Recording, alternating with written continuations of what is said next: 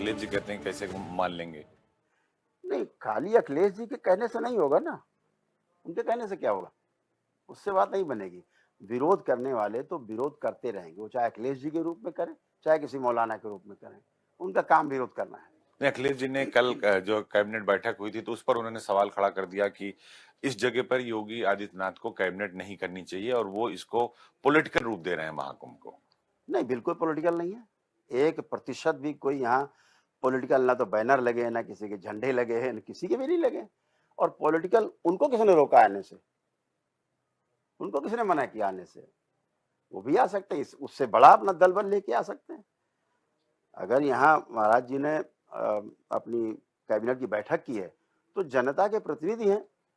इतनी बड़ी जनता जहाँ एक साथ इकट्ठी करोड़ों के रूप में, उनके बीच में अगर वो जनता के की जो समस्याएं हैं उनके बीच में बैठ करके विचार विमर्श कर रहे हैं, तो इससे ज्यादा शुभ बात हो क्या सकती है? तो सबसे अच्छी बात है। लेकिन अखिलेश यादव ने लगातार ट्वीट पर ट्वीट कर डाले कि उनकी जो है मन को जो है गंगा जी में पवित्र कर हो जाए, उनका मन ठीक हो जाए और वो धर्म के काम में व्यवधान डालें। बहुत सारी बातें कैबिनेट को लेकर उन्होंने लिख दी और कहा कि यहाँ नहीं होना चाहिए और खुद नहाने नहीं आ रहे हैं, खुद राम मंदिर नहीं जा रहे हैं। और बेचारे अपनी चर्चा कर रहे होंगे वो, कि मन गंदा है, कि मैला है, क्या है। आदमी अपने में देख लेता है तो दूसरे की बात करता है।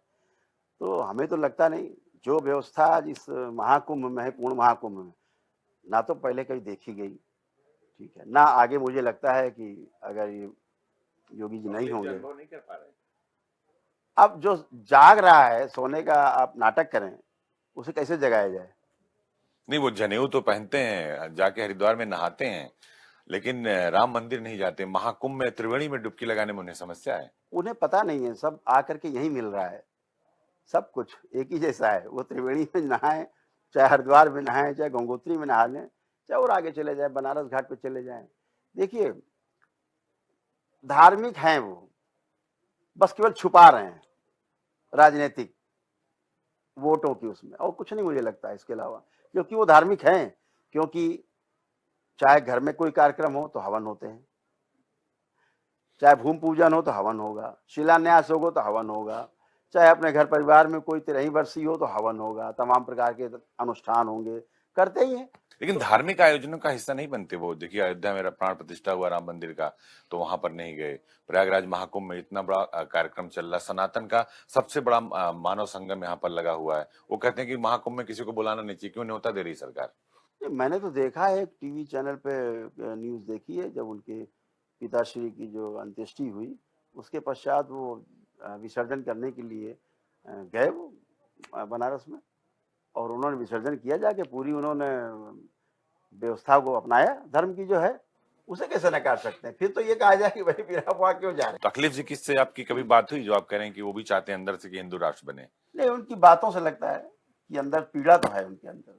पीड़ा किस बात की? हिंदू राष्ट्र बन जाए कि उनकी सरकार बन जाए? नहीं, उनका नाम ना आए, बस हिंदू राष्ट्र बन जाए। अच्छा, उनका नाम ना आए और हिंदू राष्ट्र बन जाए। हाँ, पीड़ा हमें लगता है।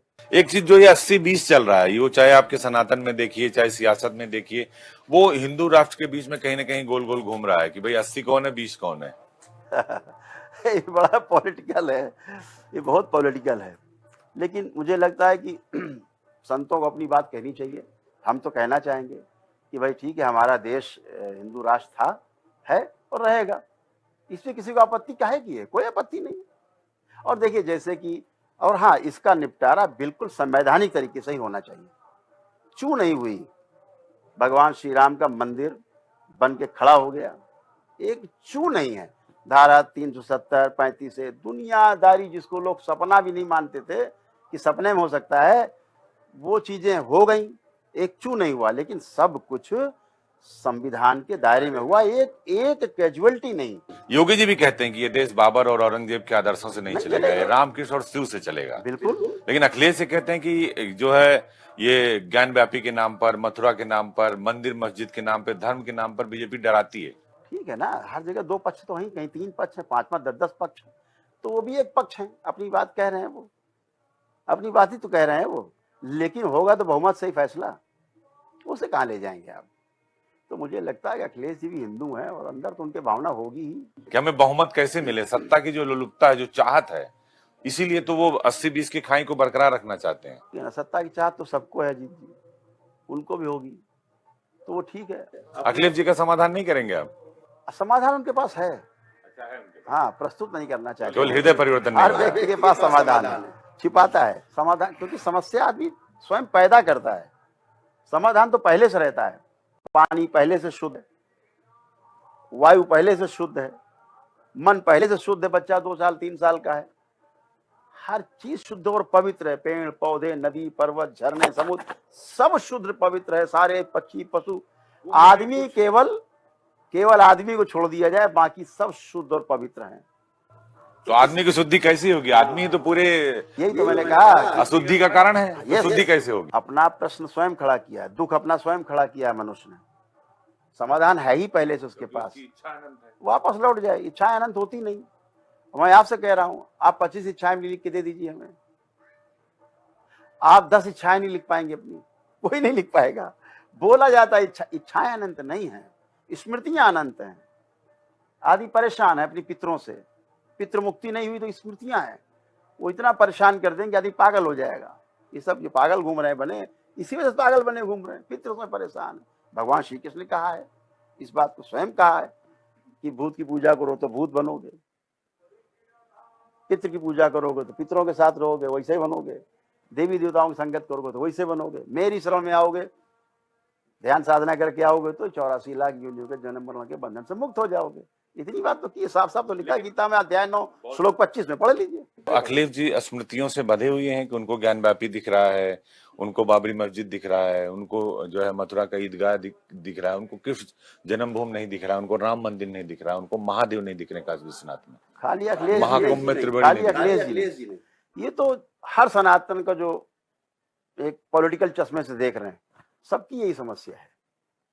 अंदर चाहते कुछ है, बोल कुछ रहे हैं। अच्छा तो क्या वो वैसी इसको हिंदू राष्ट्र बनने से रोक लेंगे? कोशिश कर रहे हैं कि हम 15 मिनट में। ठीक है ना, हम भी ट्रेन रोकने चल रहे हैं, चलिए आप भी रोके, मिलते हैं, ट्रेन जा रही है, इसको रोकते हैं। इतना बड़ा सैलाब कट जाएंगे? बिल्कुल नहीं आप रोक सकते। तो क्या ये आप हिट हो रहा है? राम मंदिर बनने से रोक पाए क्या? इस देश में संविधान भी तो है, संवैधानिक दायरे में ज्ञान व्यापी चल रहा है, ठीक है ना, वो भी संविधान के दायरे में निपटेंगे। पूजा शुरू। हम लोग सब आशान्वित है, बिल्कुल पूजा शुरू हो गई। ये पूजा क्या, वो तो महादेव का स्थान है। और मुझे लगता है आने वाले समय में मुस्लिम भाई जो है ना, वो खुद ही समर्पित कर देंगे उस स्थान को। ज्ञान व्यापी को मुस्लिम में कर देंगे? आप चाहते हैं कर दें? हाँ भाई, तो हम एज ए हिंदू तो हम तो चाहेंगे कर दे, बिल्कुल कर दे। लेकिन मुझे ऐसा लगता है कि मुस्लिम समाज में भी तमाम ऐसे, जैसे राम मंदिर के समय में भी मुस्लिम समाज से अच्छे महाकुंभ में भी लोग आ रहे हैं, लेकिन वो भी और पार्टियों को अच्छा नहीं लग रहा, कह रहे हैं क्यों जाना है। हाँ, तो चुभन तो होगी भाई, देखो पॉलिटिकल मामला है, वो पॉलिटिक्स कर रहे हैं, हम लोग तो धर्म की शरण में है। नहीं, अखिलेश यादव कहते हैं कि डुबकी नहीं लगाना चाहिए, कुंभ में क्यों कर रहे हैं? वो तो अधर्मी लोग है ना पूरे के पूरे, मतलब वो सिर्फ हिंदू उसमें पैदा हुए हैं उसकी वजह से, ऐसे थोड़ी ना कि वो अधर्मी नहीं हो सकते। अब दुर्योधन भी तो हिंदू ही था, मतलब वो तो हिंदू और हिंदू के बीच की लड़ाई थी महाभारत। तो हेड था ना उनका, हेड तो नहीं है ना वो। जैसे मैं तो जैसे कली पुरुष को कैसे देखता हूँ कि कली पुरुष जो किस, मालूम मैं कल की हूँ तो मेरे को वो धर्म या सच फैलाने से कौन कौन रोक रहा है। जैसे मैंने जब वो कल की पुराण पढ़ी थी तो मेरे को पूरा वैसे ही विजुअलाइज हो रहा था कि इनमें जैसे वो लाइक कंसेप्चुअल फॉर्म में बता रहे हैं कि जैसे इस वाले असुर को मारना है, लाइक वायलेंस वाले असुर को मारना है तो धैर्य वाला अस्त्र उसके ऊपर यूज किया उसने। आप समझ रहे हो, लाइक वो एसोटेरिक मीनिंग में काम कर रहा है वो, पेशेंस करके कि कौन सी क्वालिटी तुमको डेवलप करनी है इस वर्ल्ड में ताकि तुम उस परीक्षा से भी पास हो जाओ। अखिलेश यादव कौन सी क्वालिटी है? क्योंकि वो राम मंदिर नहीं जाते, उनको तो छोटा मोटा कोरो बनाओ ना, छोटा मोटा कोरो। अच्छा, छोटा मोटा कोरो तो क्या बना दें? अब वो देख लो, 100 के तो नाम भी नहीं पता ना मेरे को कितने।